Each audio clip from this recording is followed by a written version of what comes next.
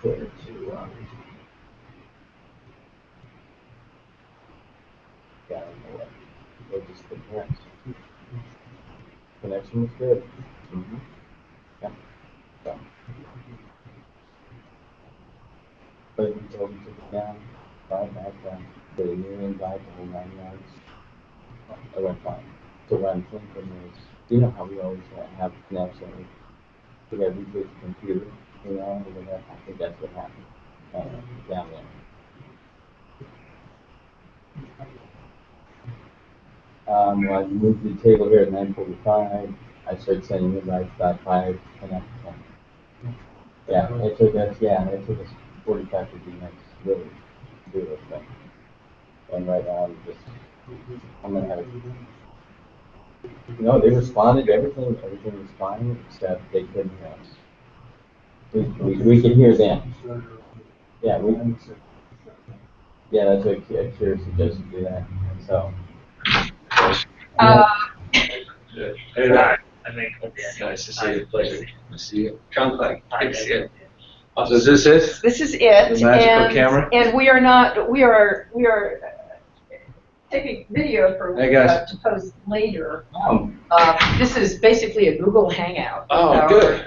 East Bay folks. Hey there. We have. You want to introduce yourselves? Are you rubbing in the Texas thing? Is that a sort of a statement? Oh, yeah, it is actually. Yeah, that's cute. We're sensitive a lot when it comes to. My son had to go to their law school to get a decent education, so. Oh, nice shot. All right, now I know where you're coming from. Interrupt a little bit. We need to move the camera down a little bit. Gavin, your head is totally cut off. Okay. That's really cut. How's that? That's better. I see. Yep, that's good. Okay. That's good. If I lean in. If you move forward, we're going to have your head cut off. So maybe there's a push it way. up. Maybe up like. Yeah. Yeah, that's probably better. He's a camera guy. Yeah. Good. That's better. He's cut forward. Is that better? I don't know. I'll try to lean in like this. We're still we're moving our offices in a few months, and so we're just making do here. Where are you guys moving? Moving downtown. Oh, good. I'm sold We're going to Texas. Oh, Jesus. There it goes. Another shot. Some people who can read. Another shot. Yeah, quite. Man. So, But you enjoy those summer months in Austin. Yeah. All right. Give me a call. actually, Austin's kind of the only decent place. I know, Austin's fabulous. Yeah. Objective. Yeah. Painful as that is. I know. Well, welcome. Thank you. You've checked the obituaries this morning, I assume. Yeah, Jerry's not in there. Yeah, he's healthier than ever. He says he's up to 9 pull-ups. Yeah, so that's that leaves me wanting. Yeah. What? Were you? Oh, I'm sorry. Oh, this is the being sound taped. a I should be careful. It is. Oh, you've already said that on television. Yeah, right. I have. It was John Kerry. I stole it from John Kerry. He joked when he was lieutenant governor, and that was the principal job he had in that role. So, the old line. So, what are you doing? We'll talk about a bunch of philosophical things, but what exactly are you doing in the role of lieutenant governor? I gather Jerry has not delegated great things to you, but you do have a few that you have the UC system. UC, CSU, so higher education is sort of the dominant and disproportionate focus of my energies.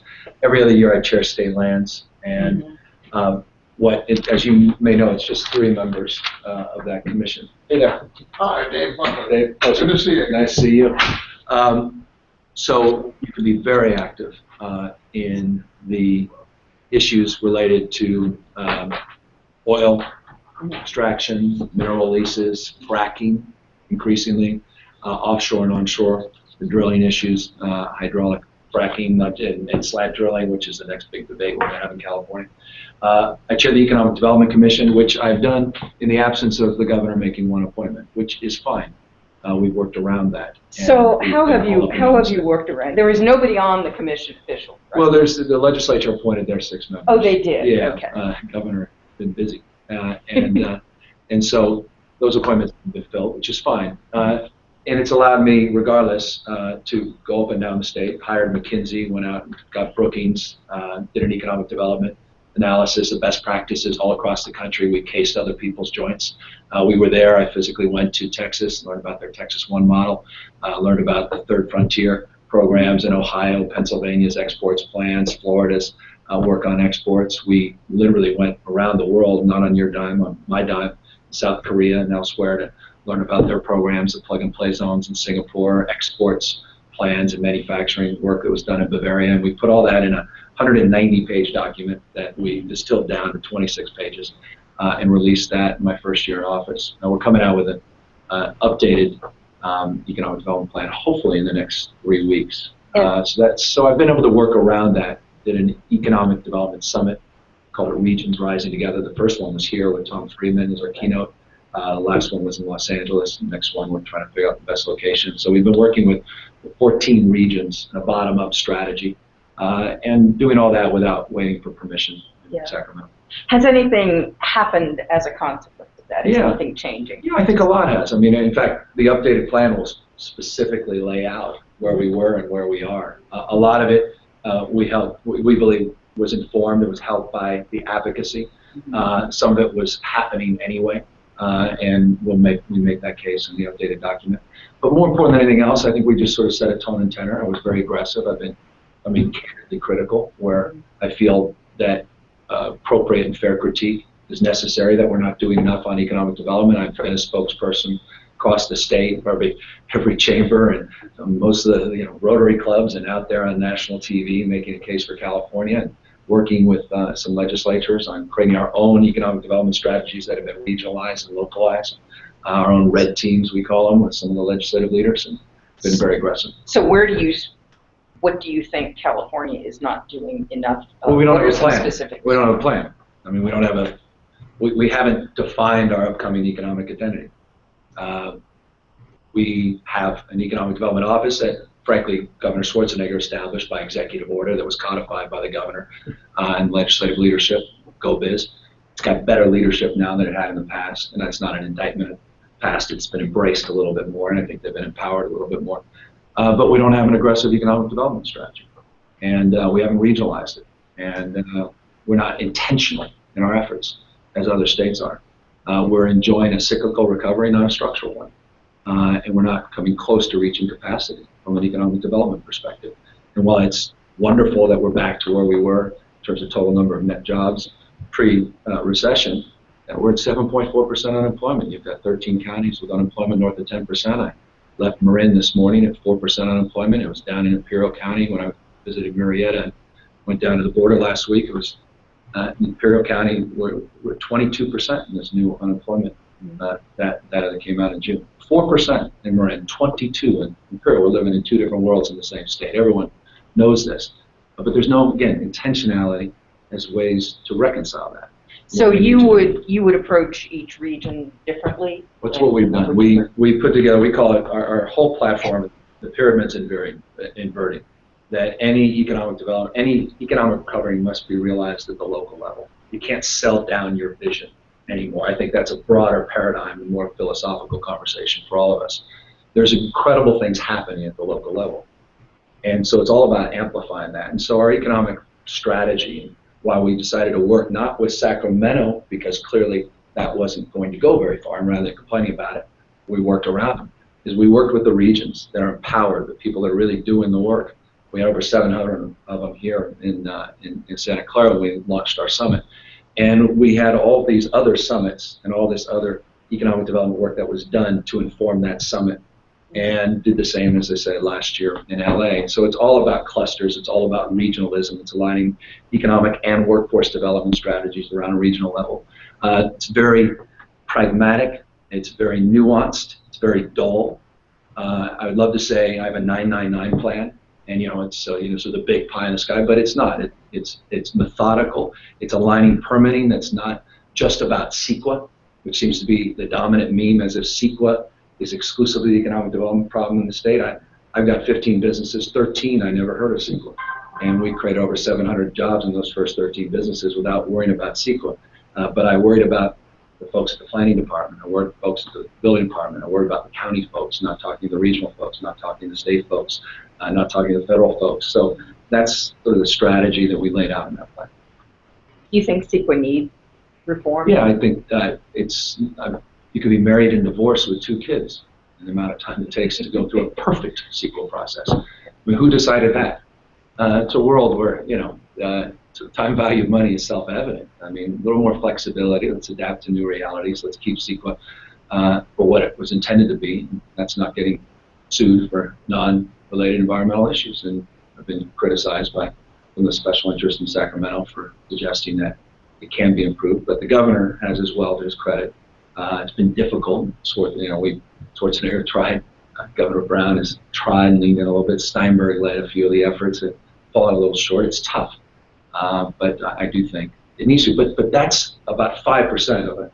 I mean, it's when we talk about regulation, everyone sort of seems to be caught up that it's a CEQA issue. It's not. It's so much more nuanced. It's the application of existing laws. It's the disparity between one agency and other agencies in interpreting those laws. It's the inability to get an answer from the state and federal government because there's no alignment. There's no strategies. Texas 1, there's alignment and strategies. What makes the Texas 1 model, forget Rick Perry, what makes the agencies around Perry so impressive is everyone's at the table.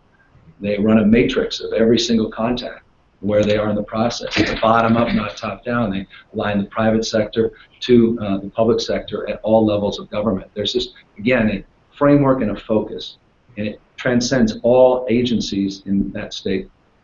We don't have that here, and it needs, I think it needs critique. I think we are right to call that out, and I think it needs real reform and leadership. I don't mean to monopolize here. If anybody wants to jump in. Yeah, I'm curious. When you talk about economic development, one of the first things the governor did in his first year in office, excuse me, was to work on getting rid of redevelopment agencies. What did you think about that? It was a mistake from my perspective. I came from a city that was built on redevelopment. I mean, you look at San Francisco, almost everything that's good and right about the city was redevelopment property. Mission Bay, which I worked aggressively on, the work we did around the Trans-Bay Terminal, which is supposed to be the northern terminus for the high-speed rail. I mean, the entire city is built on redevelopment, and now you've lost the localized ability to compete. You don't have the tools in the toolbox to compete now without redevelopment. I thought he was right to call out some of the abuses, some of the lethargy around some of these agencies, which were absolutely legit, which meant reform, but now we're still struggling to replace. And so I understood he had a math problem. I don't mean to be short in terms of that, but I do think it was a mistake. What would you do now? Well, we have these RDAs. We have different strategies of capturing tax increment. There are bills that are moving through, and people are working around it. And cities like San Francisco have their own variants now that they're able to capture some of that increment. So it's being localized. Sacramento is trying to create some enabling legislation to allow a little more standardization. But folks are struggling. There were really two things the state afforded. It was the redevelopment and obviously the enterprise tax credits. Those were and still remain abused. There's no question people take advantage of them, and there's no need to provide them. That said, again, another area where I think we can do a little better job reforming it. And I think Brown, to his credit, listened on that a little bit, or at least negotiated that in the first deal. But we need to provide more tools to local government and regional. Again, my framework is regionalizing and creating incentives for good behavior at a regional level. Again, bottom up, not top down economic strategy. You mentioned high-speed rail. Where are you on the high-speed rail? Well, it's a burden, politically speaking, candidly, of being, I'm not ideological. And as a consequence, you're not ideological, you're open argument, interested in evidence. And unfortunately, as one of the principal champions of the high-speed rail, as mayor, where we talk about that Grand Central Station we're building on the west coast of the United States, Trans-Bay Terminal, was one of the things I was most proud of as mayor, was organizing the redevelopment plan to get that project going and to do the groundbreaking. Is that I was out there promoting a $33 billion project. I was out there promoting ridership that was 55% higher than the current projected ridership. I was there promoting a third of the money coming from the private sector, 25 to 33% from the federal government. I was out there promoting the fact that this would generate revenue and not cost taxpayers a subsidy, or is that they're promoting it without using and abusing the will and trust of the voters by taking money from AB 32 and its intended purpose to reduce greenhouse gas emissions to 1990 levels by 2020, and now taking those dollars for unintended purposes. And none of those things now are taking shape. It's a $68+ billion project. They just announced 2 months ago, went up another billion just for this new 130-mile first phase. It's no longer high speed. It's been value engineered to get it down from the 96 billion to 68. A third of the money is certainly not going to materialize from the federal government, not 25%, 3.2 to 3.5, depending on how you analyze it. I doubt very much, even the most optimistic assessments of the next decade of federal largesse, that we're going to get much more from the federal government. The private sector seems more interested today than yesterday, so I'm open to at least encouraging more of that. And I think when you set out a 5-year capital plan, as the governor did, Burden actually read, which showed $56.7 billion of capital expenditures, 25.6 going just for the high-speed rail, getting close to half that money, not for the deferred maintenance needs, not for local transit projects up and down the state, not for real jobs, real that are desperately needed. It's just interesting. I worried about fire data. We have 228 stations under CAL FIRE that are 50+ years old. We don't have capital dollars for that. We have deferred maintenance in our existing transit system. Tens of billions of dollars. So you'd say kill it? We are where we are, and we have to be honest about it. Certainly we do not support taking money from, for 2 reasons. Again, all you have in government is trust, veracity. We were all out there on AB 32. I was there with Schwarzenegger and Tony Blair on the screen. I'll never forget it. Governor Pataki from New York State, all celebrating cap and trade. Not one person ever when we advanced that was talking about money going to high-speed. We were talking about energy efficiency programs. We were talking about retrofitting buildings. So you'd say kill it? What would you do today if Jerry went and joined an ashram? We're not going to let you out of here until you No, I mean, I think it's thumbs up or a thumbs down. I would go through the process that Governor Brown did, but I would do it with a different level of scrutiny and a different approach. The process, to his credit, that he took when he first got into office to really analyze the capacity of this to actually get done. They made dramatic changes, not least of which to the high-speed rail board, and they substantially, quote-unquote, reduced the cost. So I would go through one final scrubbing process. Because in an ideal world, I'd love it. I believe in rail. It's 1960s technology. Where we've been the last half century, this country has been served very well with high-speed rail. So that's why I was passionate in the first place. So I don't want to see it completely. Right now, I can't support it. So you say you were going through the final scrubbing process. We know what that scrubbing process is going to come out. Dave's question was really specific, though. What would you do? Because we know where that scrubbing process is going to come out. Well, where would the project end up? If you became governor tomorrow, where would the project end the reason I can't satisfy you with the answer you're looking for is that I don't completely accept the premise that an additional scrubbing process of very, very sober analysis would conclude that there's no private sector money and there's no capacity for this to be built. But that said, if that were the process, you would kill the project, of course. So look, I think I'm the only statewide Democrat who had the courage to say what a lot of folks are saying privately. So I'm just trying to be honest about this without being ideological by saying now I'm just jumping to try to kill it. I'm very concerned about it. And I certainly cannot support, and that's why I said publicly what I said, the current project as is, and I was vocally concerned with my legislative colleagues up there about taking the cap and trade money. It was 1/3 of that money. They at least dropped it down to 25%. We all and I would not be taking those dollars. That would be absolute. And I'd give, we are where we are. We're about to start construction. I mean, that's the new reality here. Well, and that is the new reality, and by the time you might become governor, they will be constructing this thing. Yeah. So what are even the possibilities for getting it under control? What you have now is the prospects that everything, if this thing continues, you'll have a 130-mile roughly system between roughly Madera, Bakersfield, Fresno, within the footprint there. That will be the first test track, I'm trying to be positive, first test track for high-speed rail in the United States. And would service hopefully some regional benefits to one of the fastest growing parts of the state of California, and will have in the interim created real jobs in one of the most depressed parts of the state of California. That's the optimistic hope. That's about it. You won't have the northern and southern benefits. You won't necessarily have the electrification of Caltrain, which would have a bigger bang for the buck than probably any transit project for this entire region. If there's any priority, it would be for me to advance that over a lot of these other priorities. And Southern California can lay the same claim to some of their regional projects. So no, that's why what we're giving up to get this, I can't argue for.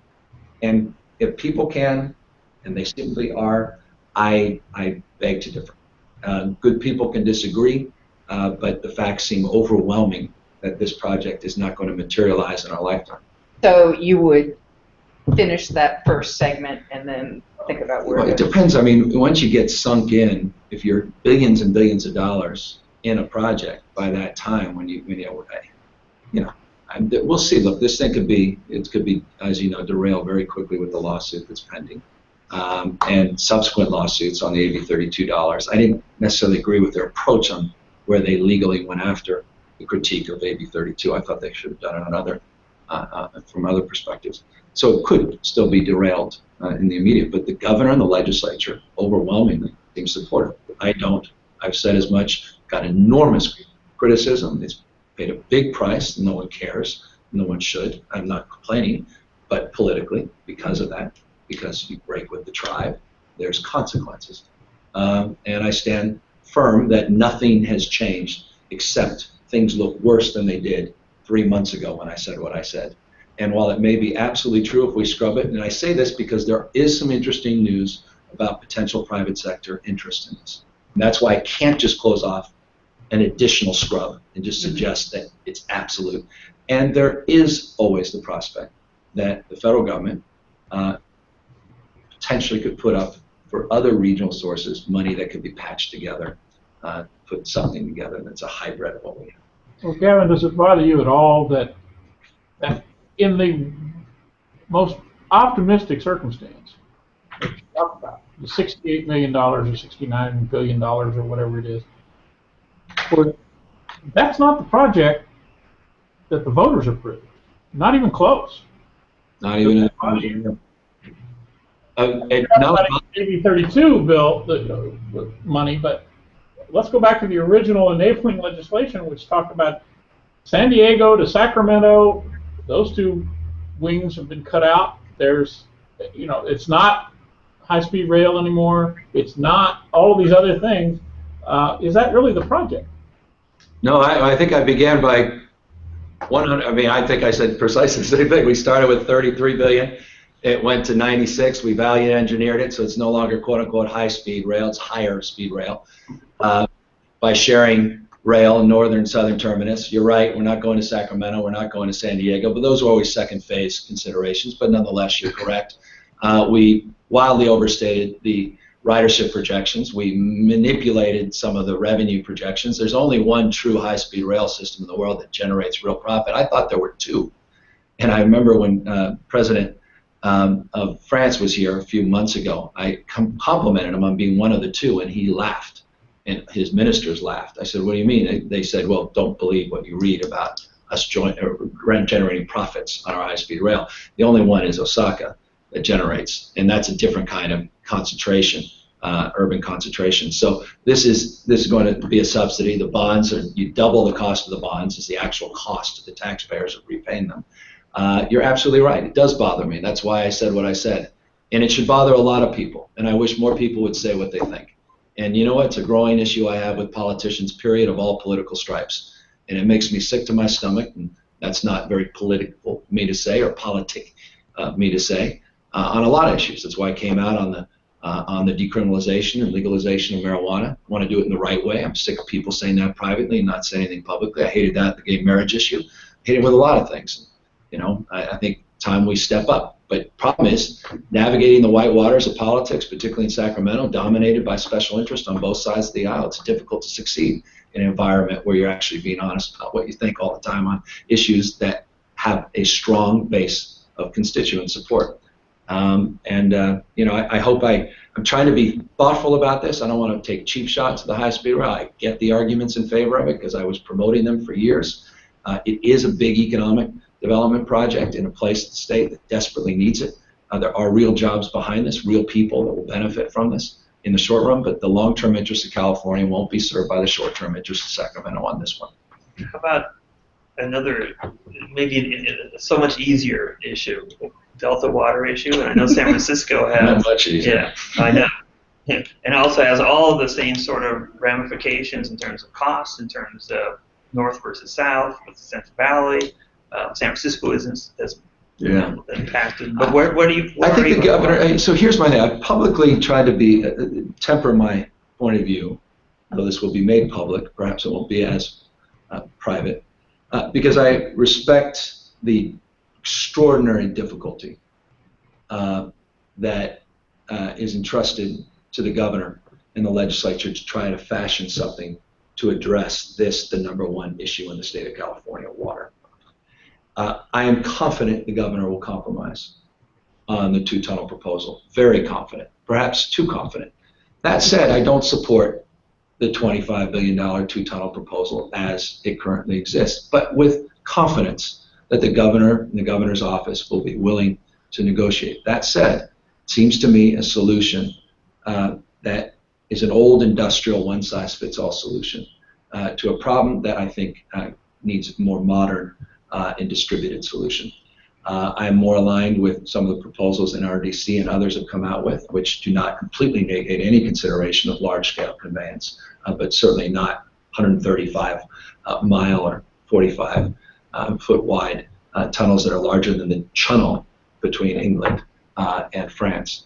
So that's where I am on that. And of course, we've got the pork-laden $11.1 billion bond, which everyone recognizes. And everyone was part of that. I was as mayor as well.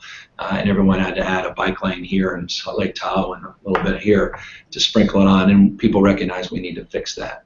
But this is another argument that I made in my opposition to high-speed rail. We're losing trust with the voters. And we can't afford to screw this one up, a water bond. This is, I mean, this is it. You cannot continue to kick this can down. And so we've got to put something together. Obviously, the legislature struggled with that. Wolk had a $10.5 million bill. Governor comes out of nowhere, respectfully, with, all right, 6. Thank you, Governor. We knew it should be smaller, but any other guidelines? No, but at least but he's involved. Privately, I know he's intensely involved. I think it's a big part of his legacy in his second term. And I have great confidence in his ability to navigate these white waters, and I say that literally and figuratively. And we need more conveyance. We've got to address storage issue. We've got to deal with groundwater issues and regulate that. We've got to get serious about conservation. We've got to get serious about all of these things. And this should be, from my perspective, the #1 priority of the next term of Governor Brown. We have a concern that the project seems to be moving forward without the need of much of a vote. I mean, we've just found out our local water district, which is 100% behind the 2-tunnel plan, don't ask me why, they can raise taxes to pay their share without a Prop 13. Now, we hate Prop 13, but it does really annoy us that in this case they could you know, raise everyone's taxes to pay for this thing that we don't just think is excessive. Yeah. Do you think it could forge ahead without a vote? No, that's my personal opinion. I mean, you could patch together that. I mean, so the big question is who pays? You know, we're not obviously going to move forward with it. And to fairness to the governor, it's a $15 billion capital bond, and forget the big dig aside and any estimates that we place. I mean, if the high-speed rail is an example, we'll just accept $15 billion for purposes of argument, $10 billion for restoration. Obviously, users should pay lease revenue related bonds as opposed to GO bonds. And there's been a lot of progress on trying to negotiate and work through a lot of those things that I think, again, the governor's office deserves an enormous amount of credit. That said, we've got this separate bond that's basically tries to be tunnel neutral. At least that's most of these bonds. Good luck with that. Good luck, to your point. So it's very complicated. It's going to require the governor's aggressive intervention. And again, without being the cheap shot artist, this is not me taking a shot at governor. There was silence there for 4, 5, 6 months when a lot of things were taking shape. And then there was this sort of declaration. And then there was silence again.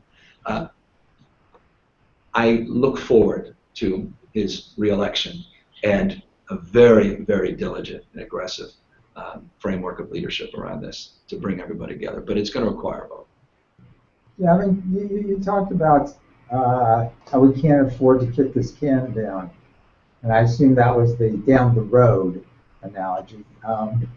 So since we're on can kicking for a second, do you recall our discussion 4 years ago when you came into the Ed board at the Contra Costa Times pertaining to pensions? Yeah, I very specifically recall it. Do you have quotes from me back then to remind you? But do you remember what you said? I said that at the time we had just done 2 pension reforms. When I was still mayor at the time we talked, and I said we had just put together a work group to do a 3rd, which Mayor Lee, to his credit, was successful putting in front of the voters. So there were 3 reforms. We can't afford to kick it down. I've been very, again, it's hard to. Lieutenant governors don't. If I had a press conference, I'd be lucky to get a cub reporter from Cal. And so I've been very pointed about the need to step up on this. We've got a huge problem with underfunded liability. We're at 67 or so percent, CalSTRS. We're at 100% in 2000. We've got about a 4.5 billion. Good people can disagree whether or not it's more that we should be investing every year into CalSTRS.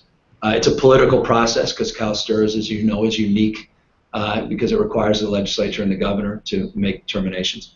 The governor, to his credit, is asserting himself on pensions. He fell short of where he wanted to go. He had to compromise. He's back a little bit on the CalSTRS with some of the surplus money, but it's a long amortization schedule. My recollection is something like 32 years when we should be anywhere from 15 to 20, certainly 20. We're still relying on actuarials at 7.5% returns, which Warren Buffett sort of jokes he would love to see, which are very unrealistic. And with respect to 2013, that does not necessarily suggest the future. We got to get, I think, much more serious and sober about this. And so I could not agree with you more. My approach, though, is a little different than Chuck's down here, Mayor Reed's. I believe you do this through collective bargaining, which I think I said there in Contra Costa Times interview. I think you have to do it across the table.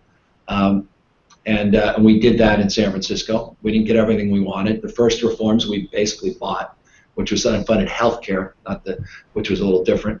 And people criticize us appropriately, but then we dealt with some of the spiking issues and the other issues in the second round. In the third round, they got more serious about digging in and asking for additional contributions from existing workers, not just new workers. And that's the approach we have to take in the state. But we need to be investing more now, and I would be investing more now of the budget in paying that down because we cannot afford to kick to the extent you are asking. Let me ask you 2 questions. At the time, your actual words were that this is a progressive issue. Yeah, that's right. What did you mean by that? You crowd out the rest of the discretionary budget. You don't have money to solve the problems of ignorance, poverty, and disease. You don't have the money for health care, foster care, child care. You don't have the money to address poverty. You don't have the money to invest in our growth engines in preschool and after-school programs. You don't have the money for infrastructure. All the things the progressive community embraces and believes in. You crowd all that out. You can't escape this. It's a new reality. Even with record profits in the markets and record stock prices, I mean, it's just still a reality, and it's about to get worse before it gets better. The next 3-4 years, we're going to start hitting some peaks. You can't run away from it. Politically, you want to run away from it if you're a Democrat. I get that, but you can't. And it is a progressive issue, unquestionably. There's just already 90%. look at the budget in California. I mean, the voters have locked in expenses. We've locked out revenue. And even good years, half that money is already set aside under 98 and others.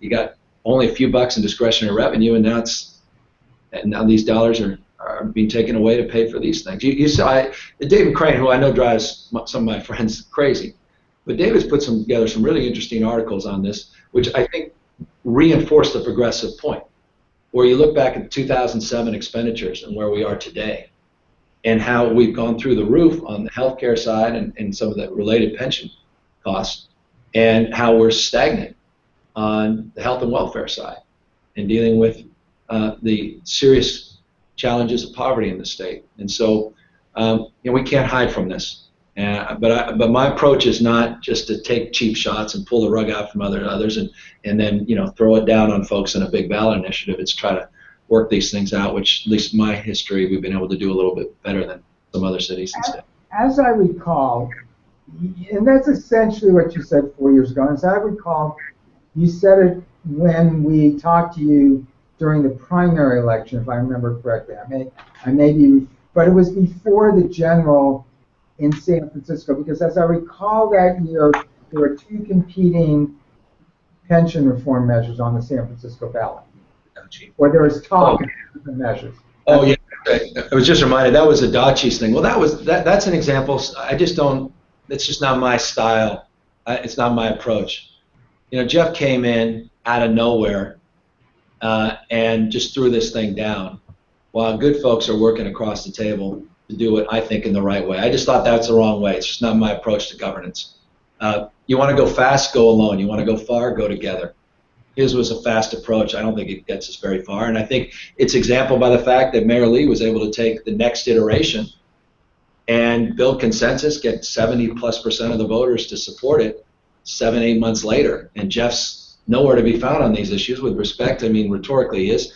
And the irony of Jeff was, at the time, I don't want to get personal, but I had a letter from him asking for pension increases for his staff 6 months before he decided politically it's an opportunity to become mayor. Now, that's not fair, I know, and I apologize to him if he reads that or hears that, but it felt like that. And, it just came, it just seemed a little political, despite the fact he was addressing an important issue. Yeah, I guess one more question on this. Do you think that you can really go get meaningful change just simply through a negotiation process? Because I haven't seen it yet.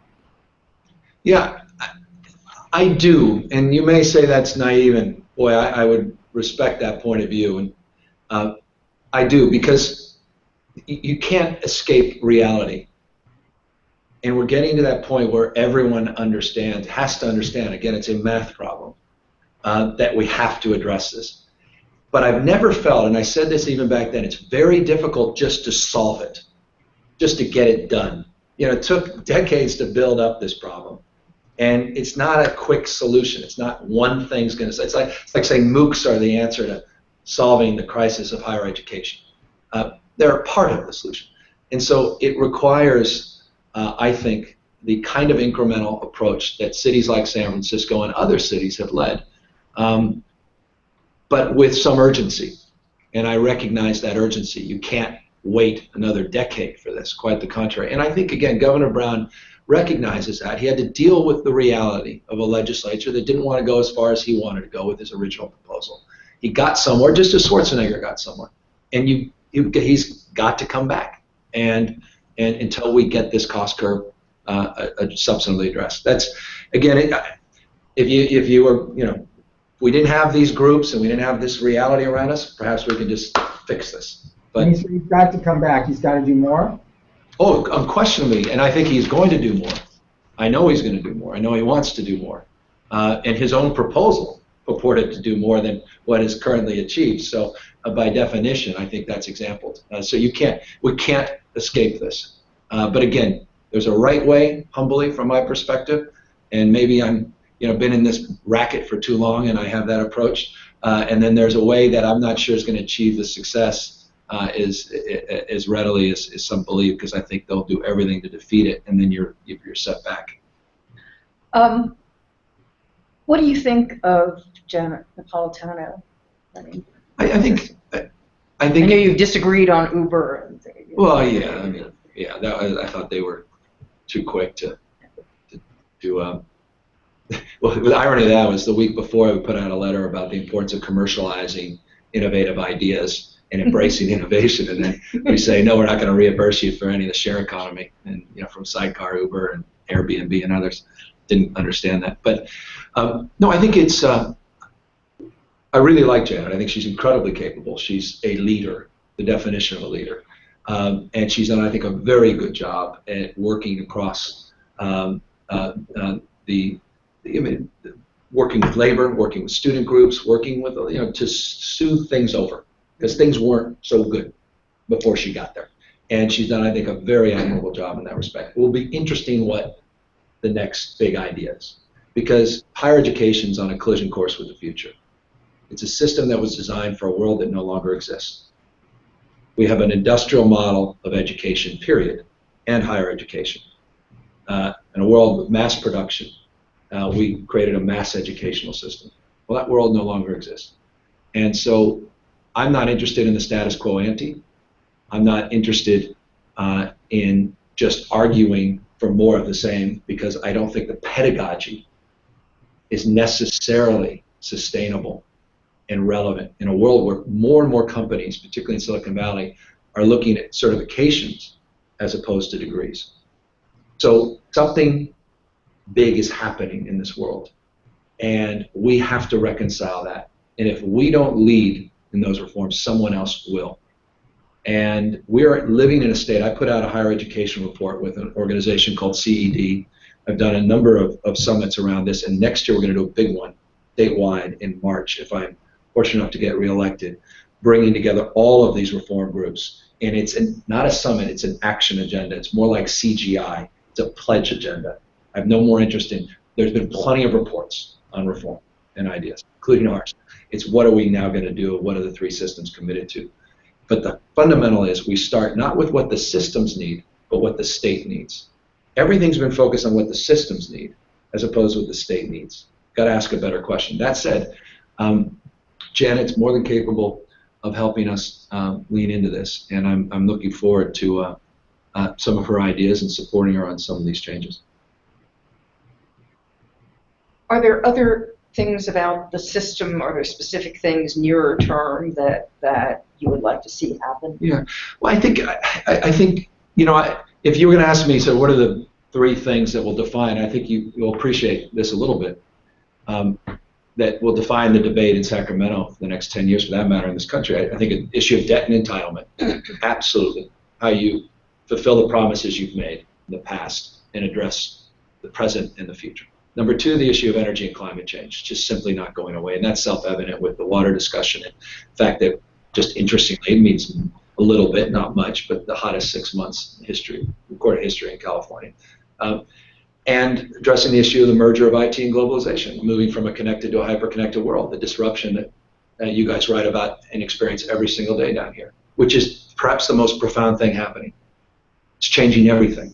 Large institutions are giving way to something new.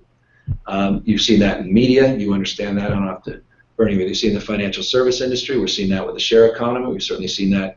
Ask a travel agent. Ask accountants and tax preparers. Ask folks in the music industry. When Steve Jobs came up with this thing called iTunes, all those Virgin megastores were out of business within 2 or 3 years. Going from something old to something new. Standardized to customized. From one to many to individualized. Whole pedagogy of higher education needs to address that. And we're not. We still have a lecture-based model, one-way conversations. We're still teaching to the test. There's some outstanding exceptions, but that's how we've scaled the system. And it's a beautiful system. It's just not relevant to the world we're living in. And now there's degree inflation. There are folks that don't even care about your degree because it means nothing in terms of the efficacy of your success at their companies. They're running their own certification programs, as I noted. It's why General Assembly and others are blowing up. And higher education no longer has a monopoly on higher education. Rather, our system of higher education no longer has a monopoly. And I got a lot of trouble for saying, and I did. A lot of folks thought it was a cheap shot and it was, again, impolitic. When I said this discussion we were having reminded me of what the board of directors at Kodak must have been saying 2 or 3 years before they went bankrupt. We're doing fabulous. We may not be as fabulous, but we're still the dominant brand in higher education. We're the envy of the rest of the world. Well, Kodak was saying the same thing about the world they invented, the digital camera. And all of a sudden, the world changed. They didn't. And it's the innovator's dilemma. What you built up, you've done so well, it's so difficult to change. And I think it requires some bold leadership and some bold new approaches. We can't fund the status quo. We're 26th in the nation in bachelor degrees. We're not even average. It's a mythology that California is out-educated. It's not true. In the critical age cohort of 24 to 35, the only way we can hold up that we've done better is the baby boomers, but they're all retiring. The critical age cohort, we're now 26. You just saw what happened down at the CSU, which I served. We had to lock out another 10 to, depending, we said 20,000, it was probably closer to 10,000 students that otherwise had applied that were ready to go that we just couldn't afford. We can't keep up. And what we're educating people, a lot of folks, we're educating them to unemployability. We're educating with skills that are just not important, not relevant, not meaningful. And so the whole thing needs to change. I'm a huge fan of flipped classroom and individualized learning. I'm a huge fan of experiential learning and hybrid and blended learning. And I've got a very, I'll bore you with I'm out there talking about this all the time. You can YouTube, hear my 20-minute dissertation on what I think should be the discussion around education that's a little more interesting than tenure and seniority. A lot of states don't have it. They're still getting clobbered by the Shanghai Index in terms of, or the PISA scores in Shanghai and elsewhere. But something big has to happen.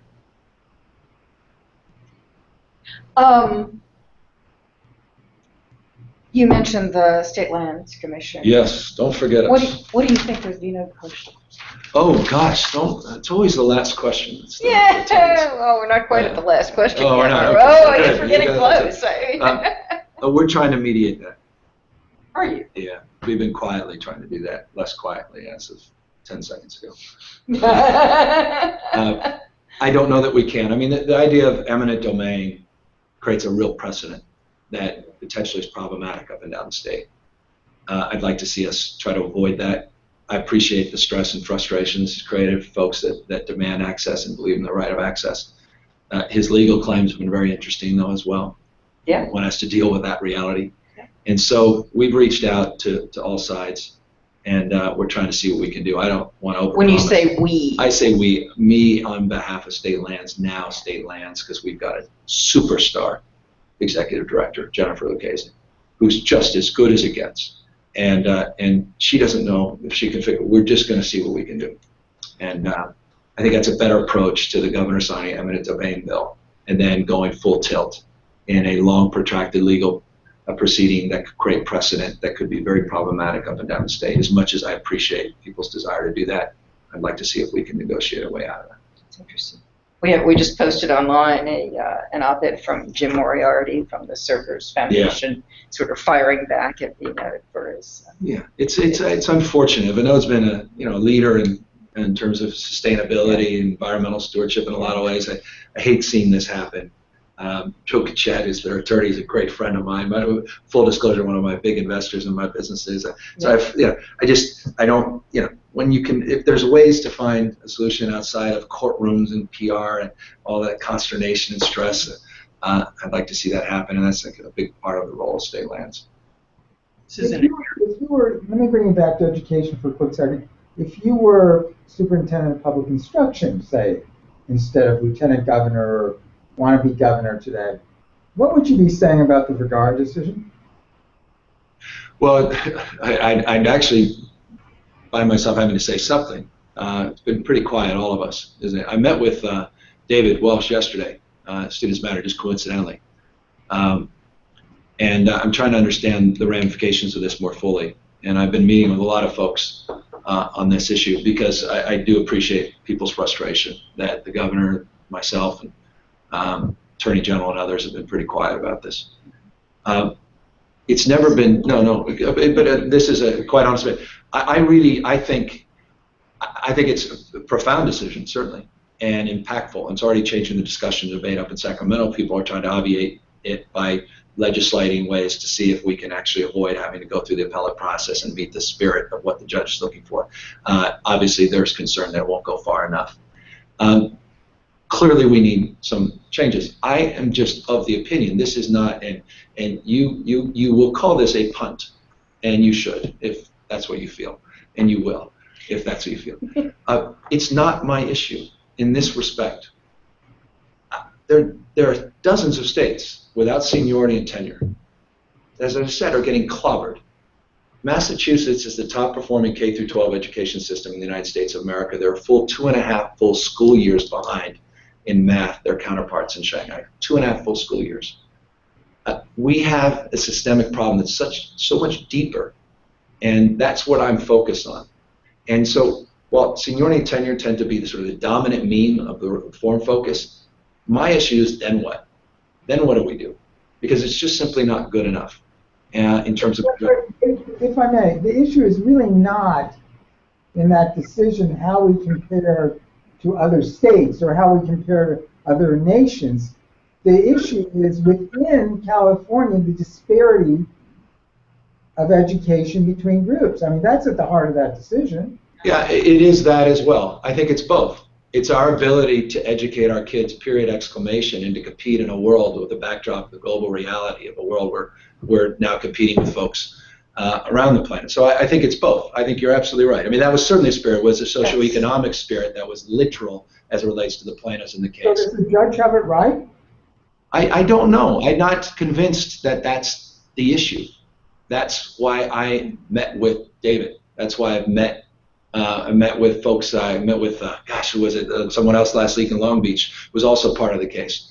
I'm trying to first in, first out. I have a strong opinion. I'd like to see that fixed. But the seniority tenure, I'm not sure that's it. Well, let's. And other people think that's it. More specifically, California, you get tenure after what? 18 months. 18 months. Which is one of the fastest in the country. Right. Yeah. Does that sound right to you? I don't know that it sounds so wrong. The tenure process, I don't know. That's why I should know. But the reason I don't know is I actually didn't have my staff analyze, which I'd never done, how many other states, what is the process. That's why I know that we're one of the fastest. And I also discovered all these states that don't have tenure that are still lousy states, education systems that aren't educating black and brown kids.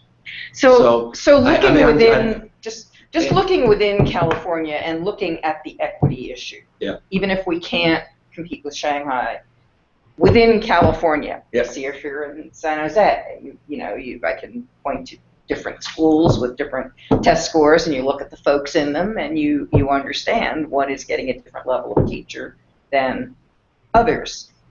Is that something the state should be focused on regardless of it's the number one issue outside of the crisis of water and the reality of that we're facing as it relates to the acuity of that challenge. So if is there a way, I mean, if tenure might not be it, if seniority might not be it, what do you do? Well, that goes back to my larger issue of radically changing the pedagogy and engagement. I mean, lining up kids in rows of desks and having them have school years that are based on a model, again, on a world that no longer exists so they can toil the fields is sort of laughable when you think about it.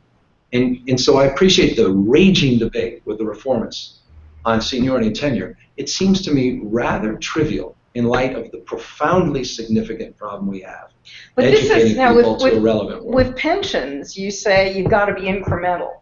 You've got to get what you can and negotiate to be pragmatic. Yeah, I mean, you are not going to go in and in 4 years or in the time that kids in grade school today are, you're not going to do that. So you have to. I'm going to agree with you. I think it has to be incremental, and I'd like to start. I mean, if you ask me for my K through 12 education platform, that's a separate track. And again, my dominant focus has been higher education, where I actually have a specific, tangible, pragmatic plan that we put out there and we've been talking about.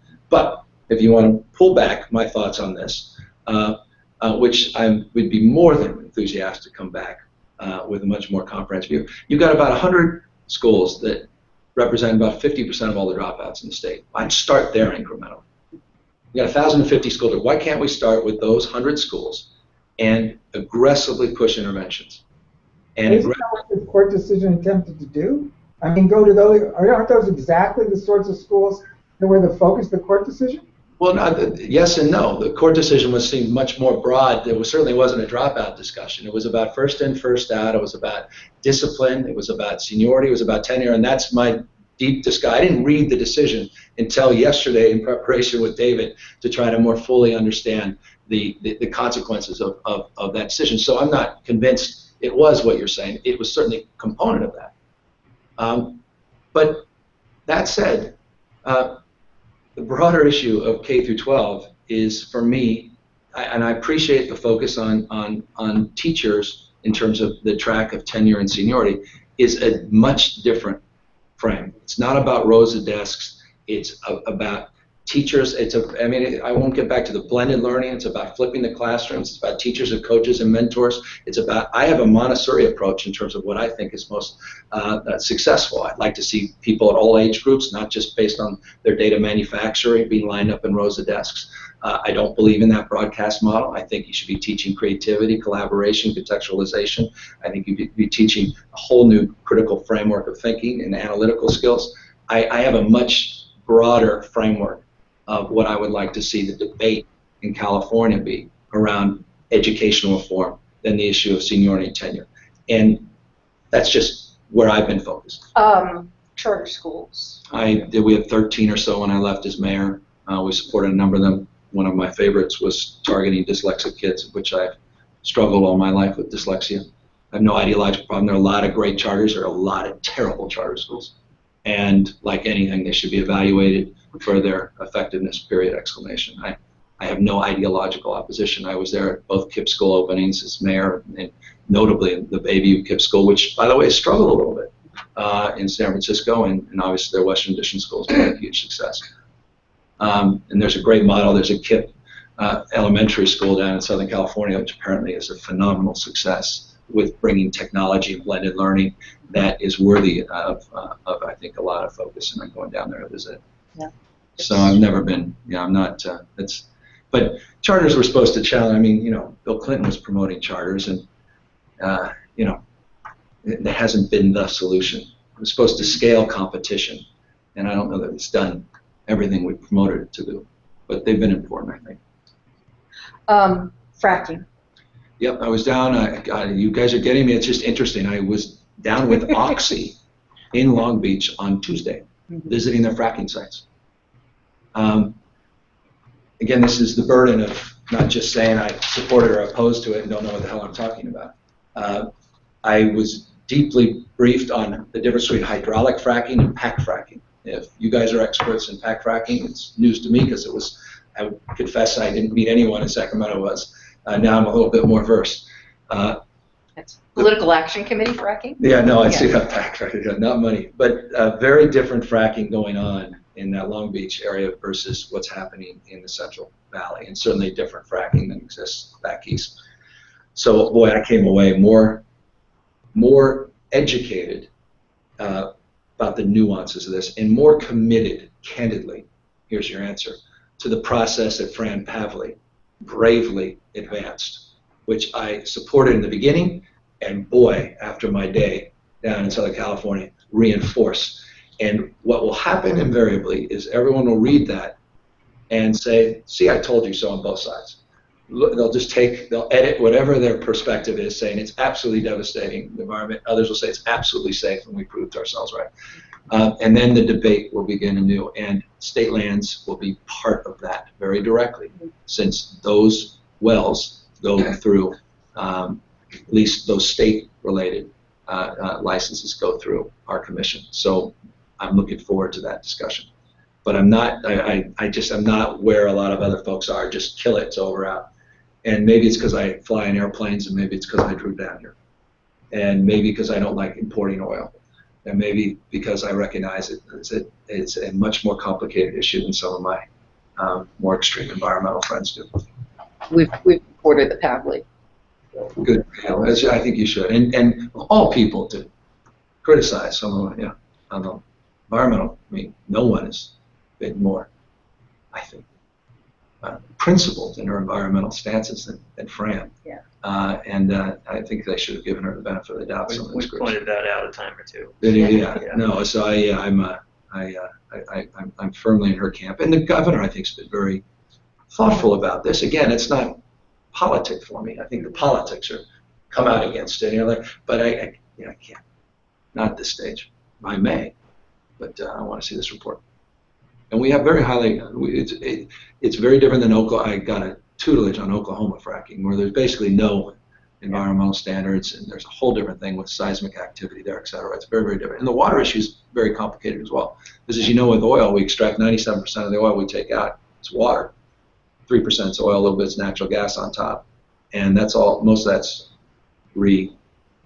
it's reclaimed and then pumped back in. So it's the water issue I know has become sort of the dominant meme, but that's even more nuanced the more you get into this. It's a very complex one. Yeah. It's almost as complex as the Delta water issue, which tells you a lot. Yeah. No, that's right. That's right. All right. So what do we've solved pensions, but aggressive but incremental. High-speed rail, we agree, but I'm still, if the private sector steps up, let's give it a little review. We can agree to disagree that tenure and seniority are a bigger solution, but God bless. What else have we figured out? Economic development. Well, if we're going to really Gotta do more compromise and on better. water, I mean, I'm sort of curious as to whether you really, if you were governor, if you would ask for a true vote on not just the bond, obviously that's going to be, but on the tunnel project. I think the tunnel project deserves to go in front of the voters, period. Too big of a project, it's too profound a project, it's too environmentally impactful. But it's our next Katrina if we don't address it. Yeah. And this one, just, we haven't substantially improved the water system since the late 70s. Yeah. So it's, and what more evidence do we need of the need to do it than the existing drought? So this is the time. And, we'll be back in 2016 on the marijuana legalization. We are updating, I chair this task force, so we just put together a bunch of subcommittees on it to do it right. So you're going to be proposing legislation? Yeah, I didn't support 19 for a lot of different reasons. And so, there's ways of doing things right. So we've got the Colorado folks, Washington State folks on the committee. It's a really great group. And it's going really well. We focused on keeping away from our kids, dealing with the edible issues, dealing with the advertising issues in a thoughtful way, not condoning the use of the drug, quite the contrary, but getting our arms around it. Cultivation concerns still are issues. What's the appropriate tax so you still you're not encouraging a black market, which still exists, obviously, in states that have legalized, but being very, very serious about it and sober about it. And, sorry, use the word sober, but we are as a group, and I'm really excited about that. Something else, just for what it's worth, working on as my role, Lieutenant Governor. Anything else, guys? No, thank you very much. Thanks. Thank you. It remains a progressive issue. I stand by those words of 3 years ago. And the Oklahoma frackers are the people that kicked out of Texas, by the way. Were they the folks? Even they were kicked out of Texas. Everybody in Oklahoma has been kicked out of Texas. That's how you get there. Well, you didn't get me talking about their death penalty out there in Oklahoma, but that's another. Do away with the death penalty. God, yeah. No incremental approach on that. Absolute. Kill the death Certainly penalty. agree on that. Oh, good. I didn't know. Thank God. Yeah. That's what I'm saying. Yeah. Okay. Thank you, everybody. Hey, guys. Thank you. Thank you. Thanks.